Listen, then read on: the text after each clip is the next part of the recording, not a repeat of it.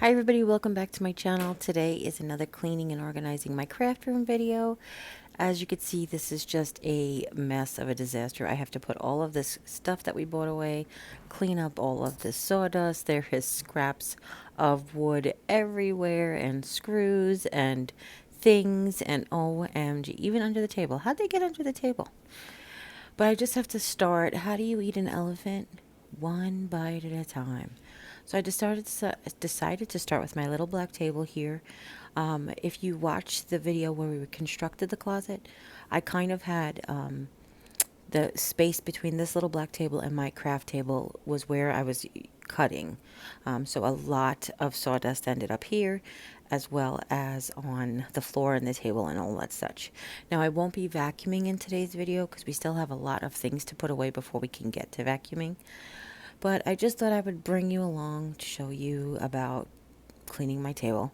I have a vlog over on my vlog channel tomorrow at 12 noon that will talk a little bit more about the steps and processes of the basically I vent. I vent to you guys like you're my friends, but you are, because you're my family. So I basically am talking about how it is a huge project when you're going to do something like any kind of construction. Now, if you have the strength, energy, or the money to pay somebody else to clean your space out completely before you do any construction, then obviously the cleanup is much easier, but it depends on where I want to spend my energy. What I figured I'd rather do is clean up when I was done, since I had to clean anyway. I figure when you move everything out, you're basically cleaning everything. So you might as well just make it dusty and clean it when you're done. How's that for a philosophy? So what I decided to do with this new craft organization project is to go ahead and do sort of a small garbage can from the Dollar Tree. I got one that looks like it's wicker, and it is basically where I'm going to keep little scraps of wood, and I'm going to keep them under my desk. We're going to probably start doing a few bit more upcycling projects with scraps and stuff that I have that you guys may have as well. A lot of people do message me and say, what can I do with old jars or old oatmeal containers or old scraps of wood and such. So I definitely want to be able to share it with you if I could, whatever projects I can think of that I need. Plus, you guys know, whenever I'm going to use my drill, I always put a scrap of wood underneath it, and I kind of keep that under my desk. But now it's going to be corralled. Yay for organization!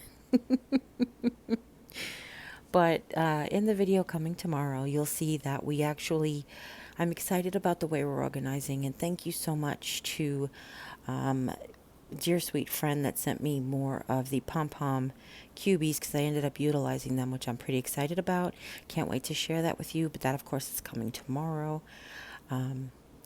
So what I mentioned in the vlog, if you guys want to check that out, I would really appreciate it. Give me some love over on that channel too. I don't post as often as I would like to because I've been a little busy with the DIYs and stuff, but whenever I do have a vlog of any length, I definitely do share it over there. Okay. Now, as far as the sawdust is concerned, I could have taken my little Dyson and vacuumed it all up, but I find it a lot easier just to use a couple of wipes and just wipe them off. This way the dust doesn't get kicked back up in the air. It doesn't clog my machine. It just seems to be like the best way for us. I will have enough sawdust going into that machine when I vacuum, trust me. But I just find that wet dusting, is what I call it, is always easier for someone with allergies like me. Okay? Now, I am taking basically not just organizing from our construction project yesterday, but I have been doing a bunch of DIYs, and when that happens, I call it like shrapnel. I think I mentioned in a previous video, I feel like when I DIY, I'm like Edward Scissorhands, where they're you know, it's created, it's beautiful, and then look around you and there's all these little scraps and shreds everywhere. So I am cleaning up from that as well. So two birds, two birds, one stone. But I'm so excited to finally have it organized, and I cannot wait to be able to finally get everything in its place. I'm so happy. I'm so excited. I have about a third of the closet organized, and like I said, you guys will see that video tomorrow if you want to, and then the next day, hopefully we'll get finished, because I hope we're going to actually finish it tomorrow, so that you could be able to share it for Wednesday's video. Nope, that'd be Thursday's video. Nope, that'd be Wednesday's video. And then hopefully before too long, we'll be back to DIYing. I basically just mentioned that I am stifled. My creativity is sort of stifled when I have just everything everywhere. I kind of feel like for the last 8 or so weeks, Jimmy's been back to work. I just can't get on top of the organization and cleaning, and I'm starting to it's starting to smother my creativity. Does that make any sense? If you guys are like that, I definitely want to definitely let me know. I put these videos out there so you guys know that you're not alone. But hey, it's nice to know that I'm not alone too. So leave them in the comments down if you feel like every once in a while you have to clean your space so that it can be more creative. I know it sounds weird. It's like you have to clean up just to make a mess. But what I am doing is, and I mentioned this coming up, is that Jimmy is going to be responsible for the tools.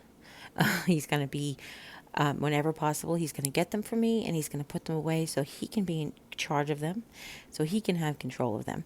And what I'm doing, though, is as I'm finding tools, I am putting them at the other end of the table, closer to the closet, so he can just stand there and put his tools away where they belong, when they belong, that kind of thing.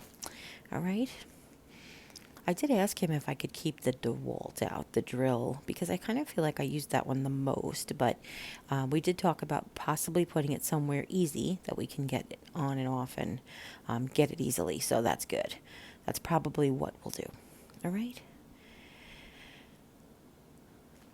Now, the thing that I mostly like about being able to do this is because my physical limitations are my legs or my mobility. I like to be able to keep some sense of a momentary sense of control over the space that I can reach. And that is why I like to have everything around me, not only when I craft, but in my room and in the living room here. I do have my little sections where I can get a hold of things if I'm having a day where I'm feeling less mobile. But I like it to look presentable, so I do like to keep it neat. That's why I love storage baskets. I love storage containers.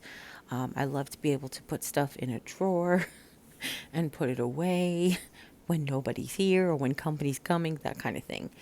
So I know a lot of you have this issue as well, but it's why I really enjoy sharing this stuff with you. I really do. I have found so many things that I don't even know how they ended up on this table.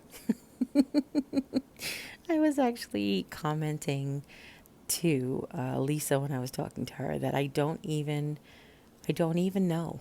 I don't even know how stuff got there. Maybe that wasn't Lisa. Do you guys have a lot of friends that you talk to that you forget who exactly you said stuff to? She'll understand. She knows. She does it to me all the time. She actually texted me the other day. She's like, you know that show we were talking about? Well, I think it was you. No, it wasn't me. Anyway, so I'm super happy.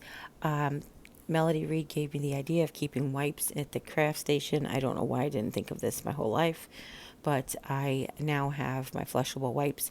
I like them a little better because they're a little bit more biodegradable than actual baby wipes, but they're a little bit more expensive, so I try to use them, as needed, okay? And yay, we're finished! So that didn't take very long. It just took very long.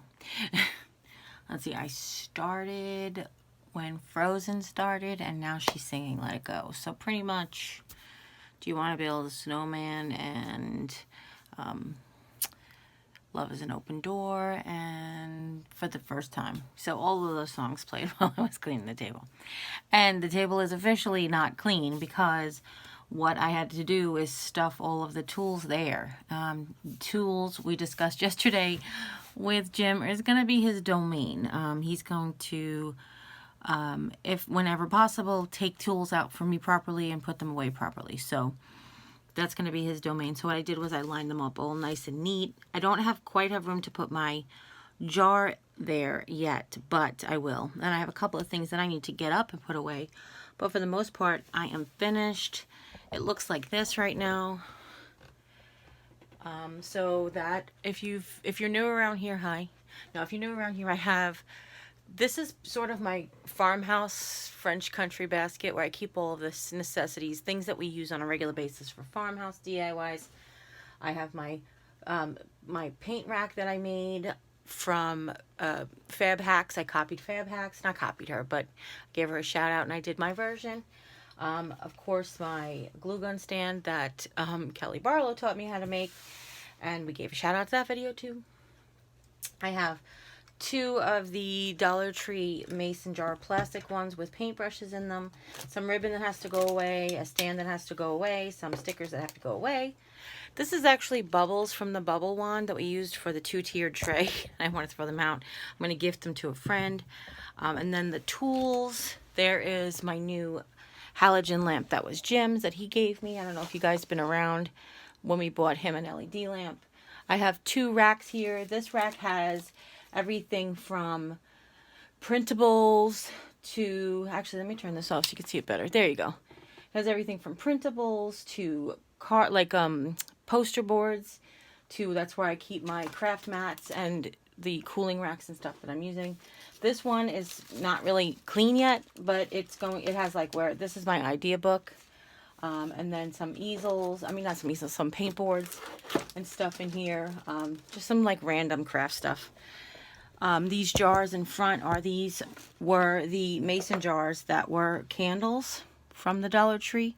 And I've just basically every time I burn a candle, I clean the jar out. I have 8 of them here. These ones have like rubber bands. These ones have the twist ties. Just all different. One's got like beads in it. Just all different accoutrements. Various different accoutrements. These are bottle caps from a trip that I did going to Texas. And I kind of am like, I think I might want to do something with them. So I kind of left them out when I just found them again. This is my Dollar Tree candle cup, metal candle holder that I got that I keep all of my sharp tools in. And these 2 cans were gifted to me by Melody Reed. One of them has all of my markers and the other one has all of the pencils and pens. And then Mary Ellen Roche gave me this from 99-cent only store she said she got it at. And it is a jute dispenser. And I've had to refill it a few times, as you can imagine. And I just realized now, picking it up, that it's got hot glue on it. So that's what I'm doing, peeling off hot glue. So that's my table. My table's done. I still have this whole basket thing to do. And then, of course, we didn't even start the couch.